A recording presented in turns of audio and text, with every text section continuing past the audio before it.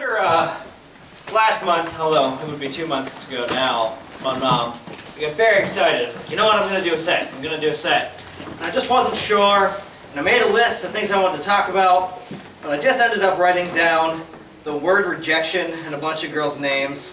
And I don't know if this is going to be funny, but here we go.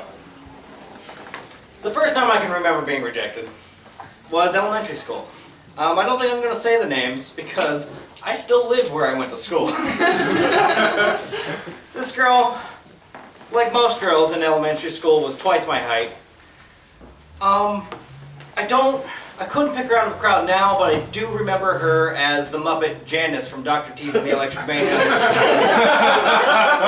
I don't know how true that was, but that's how I remembered her. I came up to her in the playground, where you do most of your talking because you're not allowed to speak in elementary school, unless spoken to. And I told her, I like you. And she goes, I don't like you, and walked away. And I think the next time I asked someone out was in high school.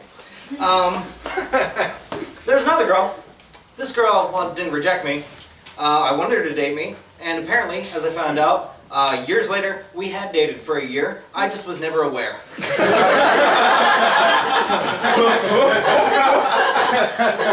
We were in a biology class. We've been made partners with another girl. And she goes, I can't believe you two dated. First of all, fuck that girl. Second of all, I go, no we didn't. And she goes, yeah we did. And then everything is clear. The girl I wanted to date for the better part of a year, I had.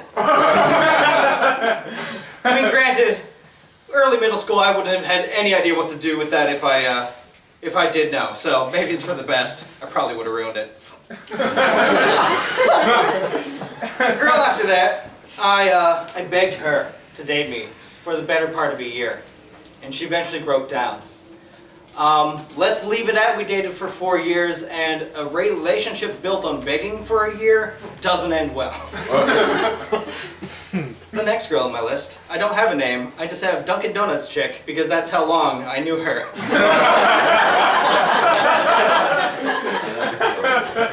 I worked with her at Dunkin' Donuts for a little while. Okay, get this. This pissed me off, actually.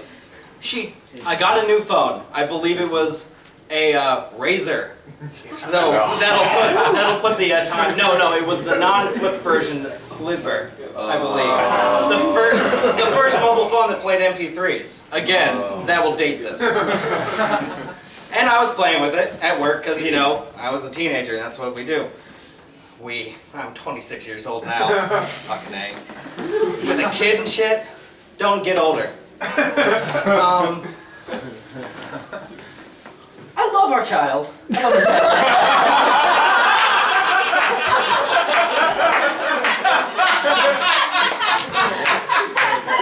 my lovely wife, ladies and gentlemen, keeping me in check for the better part of 6 years. Yes, thank you. A round of applause for me being an idiot. So I'm playing with my phone, and she grabs my phone, she puts her number in my phone, she gives me my phone back. Pretty good sign, right? I text her. Later I'm told by someone that I am creepy because I texted her. I still haven't figured that one out. Another girl told me that we would be perfect together if you were attractive. I got that. Yep, and I think I'm going to end on that one.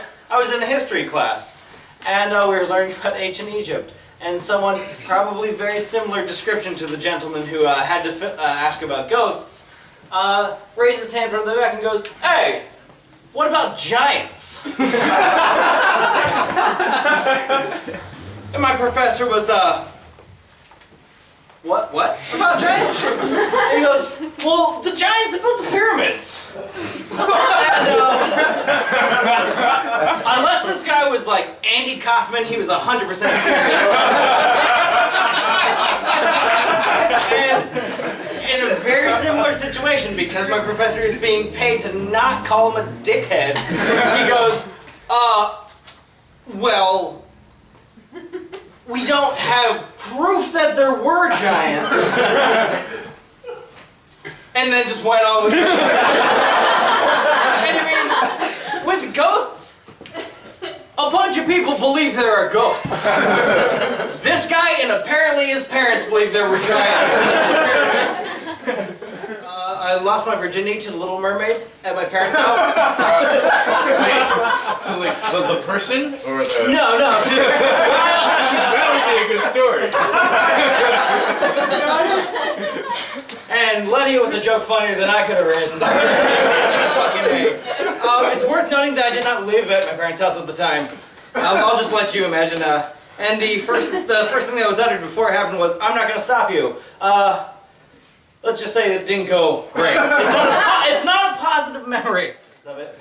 We have a very old dog, and sometimes I get mad at the dog because it shits on the carpet. And I love to curse at the dog and tell it I wish it was dead. But I don't mean that, and it can't understand me, so it's fine. And then I was thinking, if you had a deaf roommate, would you do the same thing? Oh. You don't mean it.